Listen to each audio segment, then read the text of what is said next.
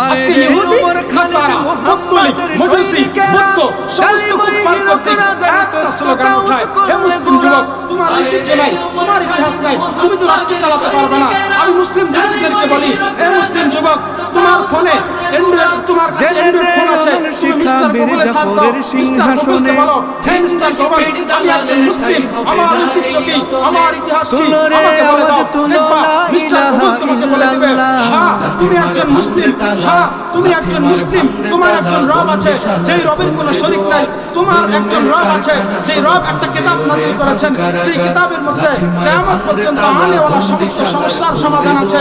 হ্যাঁ তুমি একজন মুসলিম, একসময় এই গোটা পৃথিবী তুমি মেরামত করেছো, বিজ্ঞানের পিছনে তুমি, সায়েন্সের পিছনে তুমি, গণিতের পিছনে তুমি, নারীর অধিকার প্রতিষ্ঠা করেছো তুমি, দুর্বলদের অধিকার প্রতিষ্ঠা করেছো তুমি, শ্রমিকদের অধিকার প্রতিষ্ঠা করেছো তুমি।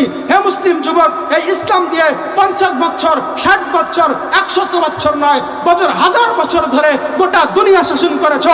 কেন জানো? তখন তুমি ক্ষমতার জন্য লড়নি। কেন জানো? তখন তুমি এক আল্লাহর দ্বীন কায়েম করার জন্য লড়েছো। কেন জানো? তখন তুমি কারো ছুঁড়ে ফেলা ক্ষমতার হাড্ডি চাটনি। কেন জানো? তখন তুমি আল্লাহর তাওহীদ প্রতিষ্ঠা করবার জন্য কাজ করেছো। কেন জানো? তখন তুমি পয়গম্বরের আদর্শ বাস্তবায়ন করবার জন্য কাজ করেছো।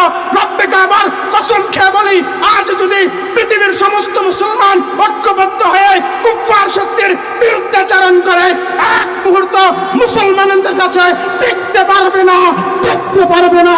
চিৎকার করে বলেন ঠিক কিনা? আজকের এই যুগে